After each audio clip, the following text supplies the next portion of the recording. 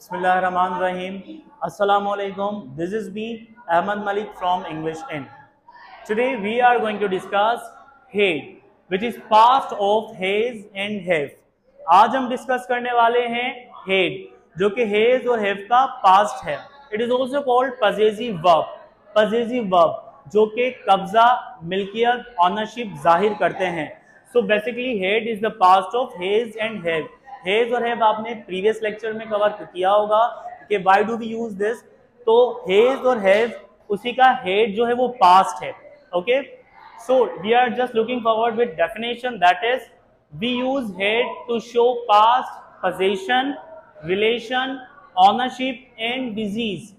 हम हेड इस्तेमाल करते हैं पास्ट की पोजीशन के लिए, रिलेशन के लिए, ऑनरशिप और डिजीज यानी कि पास्ट का कोई कब्जा, कोई मिल्कियत, पोजीशन, रिलेशन यानी कि कोई ताल्लुक, कोई रिश्ता, ऑनरशिप, डिजीज यानी कि मर्ज या फिर बीमारी. अगर हम इसकी उर्दू में डेफिनेशन देखते हैं तो वी यूज हेड जमाना माजी में कब्जा और मिल्कियत यानी कि ऑनरशिप को जाहिर करता है. आई होप आपको डेफिनेशन से क्लियर हो गया होगा कि हम हेड को क्यों इस्तेमाल करते हैं.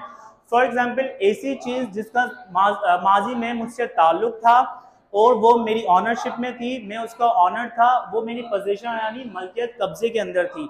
सो उसको डिफाइन करने के लिए वी यूज हेड, हम हेड को इस्तेमाल करते हैं.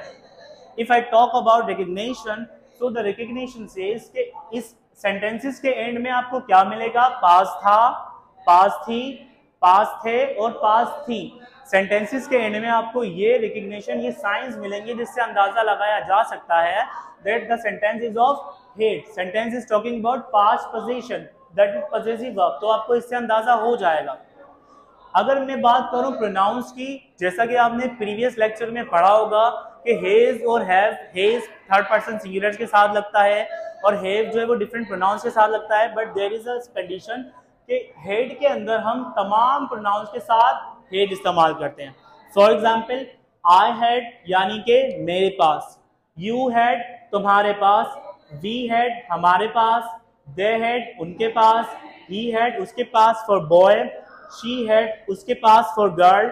सिंगुलर नाउन्स भी अगर आ जाएंगे so we would use had. For example, singular noun जैसे कि अली हैड अली के पास, कॉन्ट्रैक्टर ठेकेदार के पास, कॉन्ट्रैक्टर यानी कॉन्ट्रैक्टर हेड. तो आप देख सकते हैं with all the pronouns here we are using had with all the pronouns. इसमें कोई ऐसा नहीं कि हेड जो थर्ड पर्सन के साथ कुछ और आएगा और बाकी प्रोनाउंस के साथ कुछ और आएगा.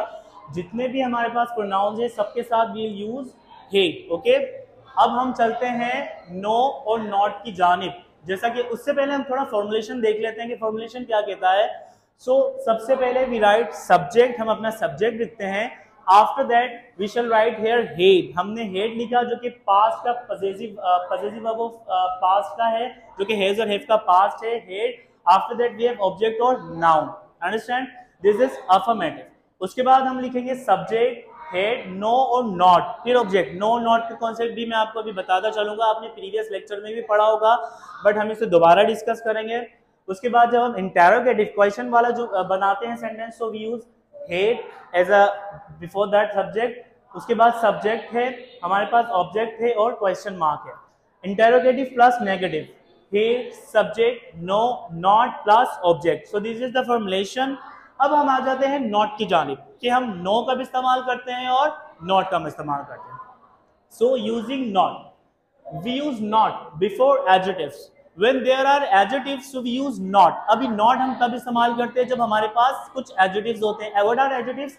Quality, quantity और size. As you know that adjective जो है वो qualify करता है noun और pronoun का quality, quantity, size. तो जब भी हमारे पास adjective होगा उससे पहले हम लोग not लगाएंगे. हम जब examples देखेंगे तो आपको अच्छे से समझ आ जाएगा. Now we are moving forward to the examples. What is the first example we have?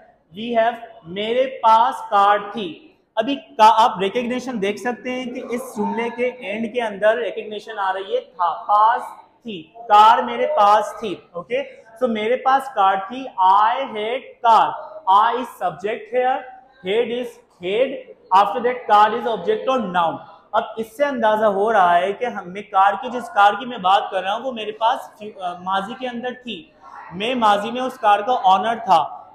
वो कार मेरे ऑनरशिप में माजी में थी, कार मेरी मिल्कियत थी। Understand?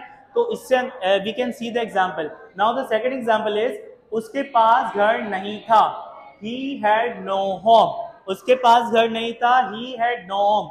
Negative formulation is subject he, then had, after that I've written here no, मैंने no लिखा है, not नहीं लिखा है। इसका आगे मैं जैसे मैंने आपको बताया कि हम एडजेक्टिव से पहले नॉट लगाते हैं और एडजेक्टिव के फौरन बाद हमारे पास नाउन आता है। ओके, तो यहाँ कोई एडजेक्टिव नहीं है इसलिए हमने नो लगाया है, उसके बाद होम। अब हम थर्ड एग्जाम्पल देखते हैं। अली के पास अच्छी घड़ी नहीं थी, Ali had not good watch. Ali had not good watch. जैसा कि मैंने बताया कि हम नॉट जो है वो एडजेक्टिव से पहले लगाते हैं। अब अली के पास क्या नहीं थी? अच्छी घड़ी। अच्छी यानी कि क्वालिटी, घड़ी की क्वालिटी यानी कि एडजेक्टिव हो गया यहाँ पर। अब जब एडजेक्टिव है तो उससे पहले हम इस्तेमाल कर रहे हैं नॉट, इसलिए मैंने यहाँ नॉट लगाया और ऊपर वाले में नो लगाया बिकॉज वहां पर एडजेक्टिव नहीं था। Adjective takes noun after that, noun comes after adjective, तो मैंने यहाँ पर वॉच नाउन लगाया है। ओके, इस वजह से मैंने नॉट इस्तेमाल किया है। Again I am telling Ali had no watch because it is adjective. Good. उसके बाद हमारे पास फोर्थ है इंटेरोगेटिव। क्या उसके पास एक किताब थी? Had he a book? Had he a book? Had, then subject he, object or noun book plus question mark. Question mark is necessary क्योंकि इंटेरोगेटिव जुमलों की तो पहचान ही क्वेश्चन मार्क होती है, तो हमें क्वेश्चन मार्क लगाना बहुत जरूरी है। उसके बाद हमारे पास लास्ट एग्जाम्पल जो है, क्या हमारे पास मालूमात नहीं थी? Had we no information? Had we no information? क्योंकि मैंने यहाँ नो लिखा है, कोई एडजेक्टिव नहीं है।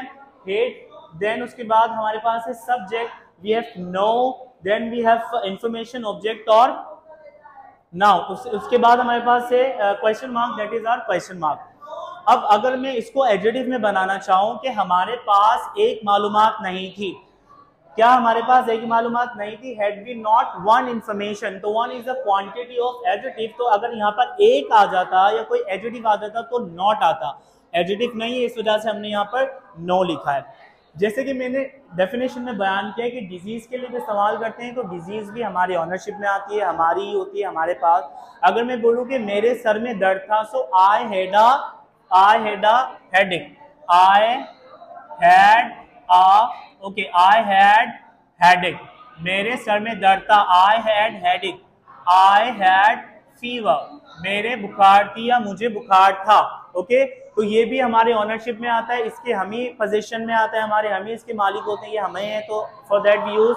तो इस तरह से डिजीज के लिए भी हम लोग हेड लगाते हैं, डिजीज के लिए भी हम लोग हेड लगाते हैं। कोई भी डिजीज हो, जैसे I had headache, I had fever, I had flu, I had cough, so for that we also use the head, that is the possessive verb। so ये हमारा आज का लेक्चर था यूज ऑफ हेड पर, कि हमने सब इसमें डिस्कस किया, हेड की definition, recognition, pronouns, formulation, examples। okay, so this was all about head। inshallah we shall meet in next lecture। thank you so much।